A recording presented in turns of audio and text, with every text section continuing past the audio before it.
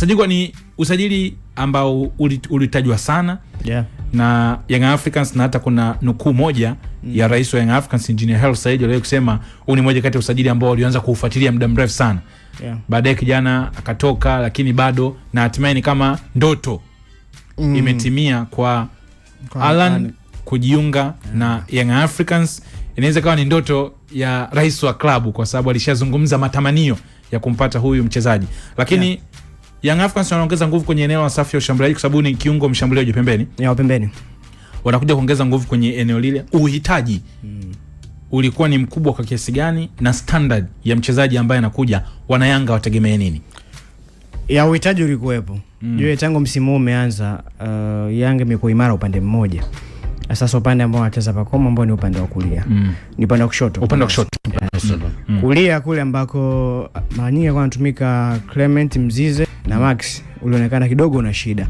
Max alihamia katikati ya uwanja baada ya kuona deal la Musa Balakonte ni kama bado hajaweza kuseto vizuri, na sasa mwanzoni pale kipindi timu inaanza ilikuwa na shida nyingi sana za mambo ya kimbinu kutokana na mwalimu ambaye alianza naye msimu. Kwa hiyo ikafika wakati ikawa ni ngumu sana kuweza kuaccommodate kundi la wachezaji wapya kulifanya rematch na wachezaji ambao walikuwepo. Kwa hiyo ikamfanya Max ahamie katikati kwenye kama namba 8 akicheza yeye na Duke Abuya. Kwa hiyo upande ule ukabaki hauna mtu. Ndio haya maingizo mapya sasa ambao waliingia dirisha kubwa, akiwemo Edmund John, Chikola pamoja na Celestine Ekwa. Wakawa wanabadilishana. Lakini paka tunaenda dirisha kubwa, dirisha dogo ile katikati, wote watatu hakuna hata mmoja ambaye ameweza kufikia matarajio ya klabu. Kwa hiyo ilio lazima Yanga kuingia sokoni kutafuta mchezaji ambaye anaweza akahudumu kwenye lile eneo. Ndipo wakaenda kwa Alan Okello. Kwa profile wise, nani ambao anacheza na output yake ukianachokifanya, unaweza kusema ni mchezaji sahihi. Misimu hii miwili ya mwisho iwezekana ndio misimu yake bora sana tangu ameweza kucheza soka kwenye level kubwa, ligi kuu na kuendelea. Msimu uliopita mchezo 30 ya ligi ya Uganda, magoli 19 na assist 4, mchango ambao 23 kwenye mchezo 30. Si haba. Lakini msimu huu michezo 7 ya ligi, mabao 3 pamoja na assist 2, mchango ambao 5 na ikiwa ndo katikati ya msimu. Hii inakuonyesha namna gani ambavyo yupo na zao kubwa la mwisho kwenye kutengeneza nafasi, lakini pia hata kufunga magoli. Kwa hiyo anakuja kuongeza kitu ambacho baada Clement Mzize kuumia na Max kwa mwisho kwenye eneo la kiungo katikati, Yanga waliweza kukikosa. Ofu yangu ipo sehemu moja tu. Alan Okello ashie kutoka Uganda 2020 pale alienda Algeria, Al Celtic. Ligi aliyoenda ilikuwa ni kubwa sana ukilinganisha na ligi ya Uganda. Lakini timu aliyoenda ilikuwa ni timu fulani vya daraja la kati ambayo haikupi pressure sana. Hakuweza kufanikiwa kufanya vizuri zaidi, akarudi alitolewa kwa mkono wa KCCA, baadaye ndo akajiunga na Vipers. Anakuja Yanga kwenye historia ya Alan Okello hajawahi kucheza timu kubwa kama Yanga. Ni kwa mara ya kwanza anakuja. Unapokuja timu kubwa kama Yanga katikati ya msimu, unaenda kucheza kwenye eneo ambalo walikuwa wana uhitaji, matarajio huo ni makubwa sana. Na hata ukiangalia comment za mashabiki wengi wa Yanga wanaamini kile ambacho Mzize alikifanya msimu uliopita na msimu huu umekikosa kutokana na majeraha, Alan Okello anaenda kukifanya. Matarajio yake ni makubwa kiasi kikubwa. Ukimweka kwa sababu umemtaja Mzize, maana yake tumegusa uhitaji. Mfano kama ukiangalia saizi labda ukisema umcompare kwa sababu anatoka Vipers, si ndio?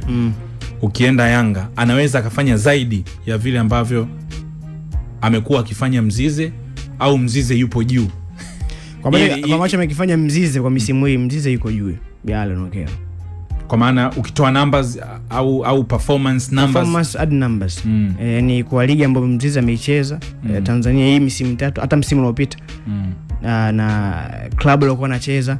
Yanajumuisha vitu vyote hivi, namna gani ambavyo ameweza kuhandle mazingira ya kucheza Yanga na performance yake, mabao 14 msimu uliopita, assist na mchango mabao 18 kwenye ligi ya Tanzania, si haba. Yeye ni zaidi ya.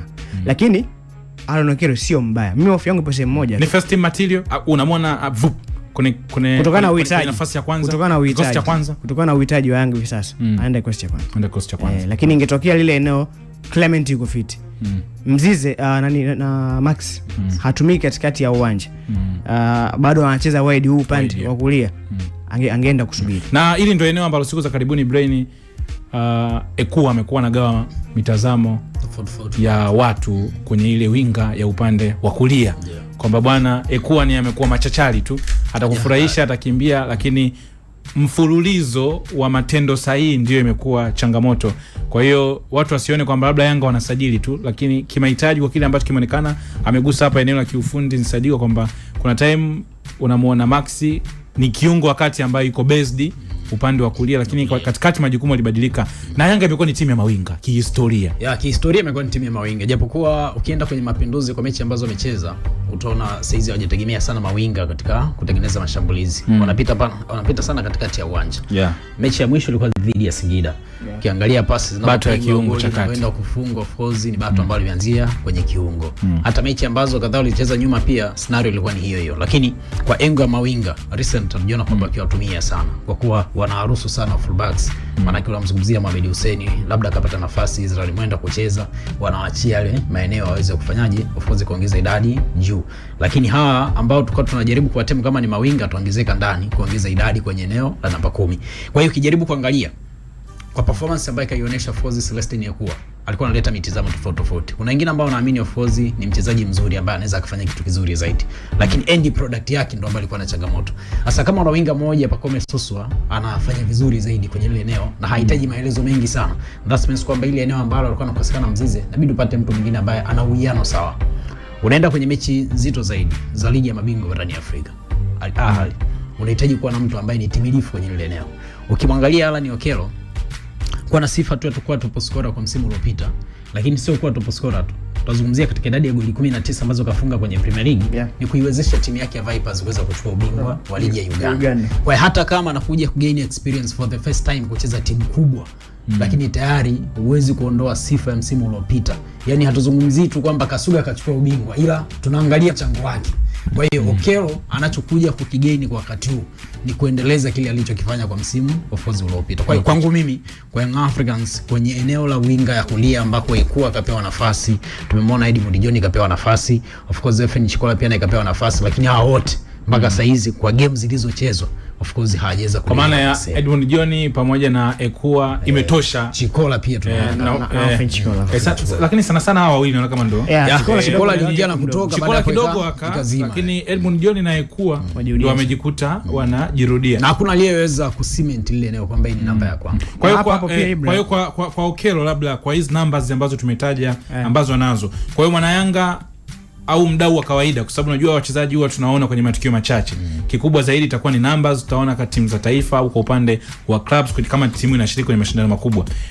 Ni mtengenezaji au ni mfungaji? Yaani leo mwana Yanga aseme nimesajili kiungo mbunifu mtengenezaji au nimesajili kiungo mshambuliaji mfungaji. Yupo katika engo zote. Katika engo ya kutengeneza, lakini pia ni mtu ambaye kwenye finishing of course yupo vizuri zaidi. Uzuri zaidi ni kwamba ni versatile player. Ana uwezo kucheza winga ya kulia, ana uwezo kucheza winga ya kushoto, lakini pia ana uwezo kucheza kama inside 10. Kwenye creativity of course utamtegemea. Tumemshuhudia kuanzia kwenye game zile za under 20 wakati ule. Lakini pia hata kwenye senior team. Juzi ukienda kuangalia kwenye mechi za AFCON ambazo kwa muda mchache aliweza kupata nafasi ya kucheza, ni mtu fulani ambaye anaonekana kwamba coordination yake kwenye discipline ya timu anaweza kaipo familia zaidi. Kwa hiyo kwa Young Africa itategemeana mwalimu anataka amtumie Okello katika engo gani, lakini ni mtu ambaye namuona ana mechi katika mahitaji yote ambayo unahitaji kwenye safu ya ushambuliaji. Unaishi hapo mdosi kumalizia kuniishi hofu yangu kwa Alan Okello. Hofu yes. Hofu ipo sehemu moja tu, niligusa kwamba ni timu kubwa kwenye maisha yake hajacheza. Na amekuja katikati ya msimu, matarajio ni mengi, maana yake hatopewa nafasi ya kukosea hata mara moja. Anahitaji akifika aanze na gea ile ambayo watu wanatamani aanze nayo, kwa maana aanze kufanya vizuri, kutibu matatizo. Na ni katikati ya msimu. Sasa wewe inakuja na vitu viwili. Kuna muda ile pressure inaweza kukuhamasisha wewe kufanya vizuri, lakini kuna wengine huwa wanashinda kustahimili, unapotea. Mfano Celestine Ekua mpaka leo mimi siamini kama ni mchezaji mbaya, lakini namna ambavyo alipokelewa kwa matarajio makubwa na mwanzo haukuwa mzuri, pale ndipo alipoweza kupotea. Na mpaka muda huu hata akifunga magoli mwangalia anavyoshangilia ni kama ana kitu anataka kuapprove watu. Sasa ile pressure imeathiri kiwango chake, imefika wakati. Lakini nani Sajigwa mimi kwa Ekua nisiwe muongo, kama kujaribu saikolojia ni yeye na udogo wake, kwa sababu najua hajawa pressurized. Unajua bahati mbaya sana ambayo au bahati nzuri ambayo mkutana nao wachezaji wengi wa Yanga, kabla ya jambo lolote wamekuwa wanasapotiwa na wanalindwa sana. Umeona hii kesi ya Okello saizi? Mitizamo imekuwa tofauti. Kuna watu ambao wanaamini Okello sio material ambayo Young Africa inabidi wawe nayo. Lakini angalia backup ya mashabiki kwa Okello. Kwa sababu ndio hicho issue ya kwanza kabisa, mashabiki wamembackup. Yani Yanga wamekuwa na tabia ya kuwalinda, ya kuwalinda. Ndio maana sema Ekua, yani Nsajigwa, yule Ekua. Hiyo backup Ekua, pressure ambayo kaja kuipata ni hii tu ya watu wa mbali kumzungumza kwamba mwanetu mbona kama anazingua. Hiyo backup mnaisema ni ya viongozi na watu wengine wa karibu na club. Lakini kwa mashabiki pressure ipo tangu mechi ya dabi. Kumbuka paka Haji Manara kaandika, mwambieni mtoto hii ni Yanga. Ilianzia pale. Unajua hawa watu wa nje ndio walikuwa wa karibu na club, viongozi si na hao wengine influencers na wengine. Kweli huwa wanamlinda. Hivi Nsajigwa kuna kundi kubwa la mashabiki. Hivi Prince Dube na Ekua. Nani unaweza kusema kwamba yuko kwenye pressure? Yani kaoneshwa pressure moja kwa moja. Mimi sioni kama Ekua ni kwamba ni Dube analindwa psychologically. Dube analindwa, lakini anakutana na pressure fulani. Ile pressure ambacho ndio ile binafsi kwamba nashindwa kudeliver, ambapo hata mwenyewe wanakubaliana. Muda mwingine anasema wana nifanyie mabadiliko, lakini kwa Ekua mimi sijaona kama maybe kuna pressure moja kwa moja imepelekwa. Na mimi nimesema kwa Ekua kama atakuwa na hiyo shida basi ana udogo, kwa sababu Ekua ukiangalia hata game time yake haijawa na mazonge kwa timu, kwa sababu unajua kuna nyakati Dube ule mchongo, Dube anakosa magoli, Dube uelewi. Alafu ndio ile watu wana pressure, hii mechi tunashindaje? Dube anakosa. Lakini Ekua amekuwa kwenye anafanya makosa akiwepo kwenye comfort zone, timu itashinda, timu itafanya nini, na ana zile moment zake ambazo atadeliver. Ni kweli timu inashinda. Labda kama yeye sasa, yeye binafsi alichokifanya msimu uliopita ambacho kiwashawishi paka wakaweza kumsajili. Na ambacho kinatokea hivi sasa ni tofauti.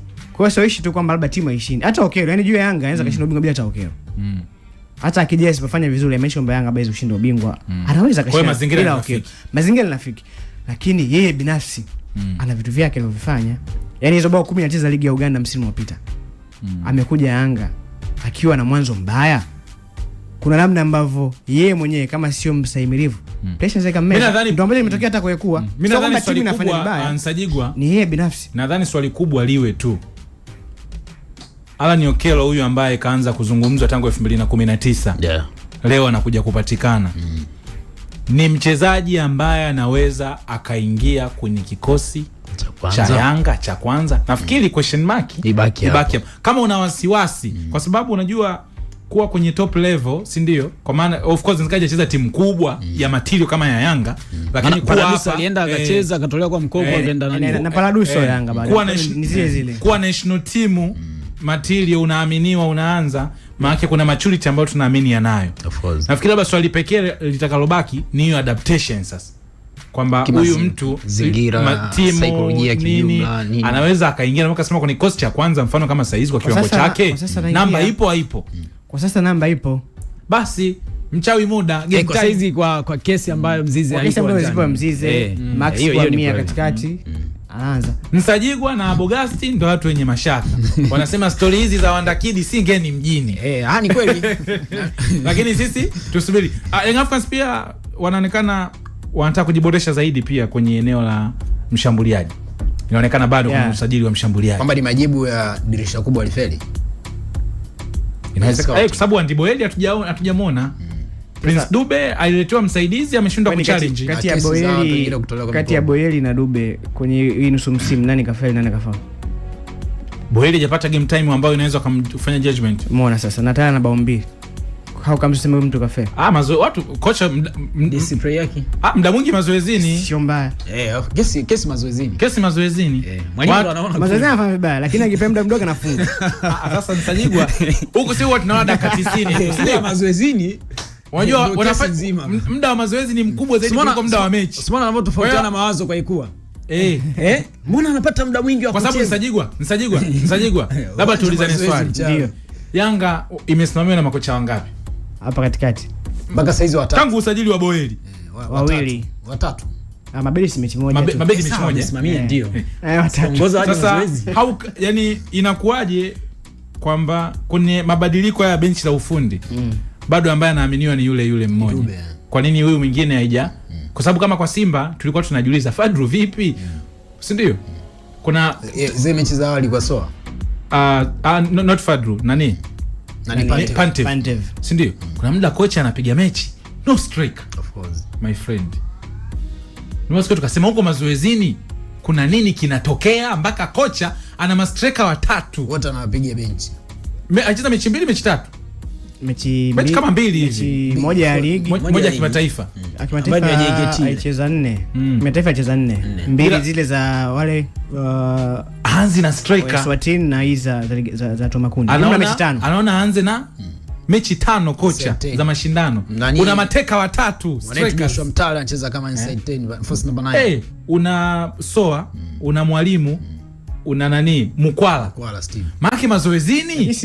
Kuna vitu mwalimu anaona. Kwa hata hii kesi ya Ndiboeli. Hata hii kesi ya Ndiboeli kama kuna makocha wawili na bado Dube ni chaguo namba 1.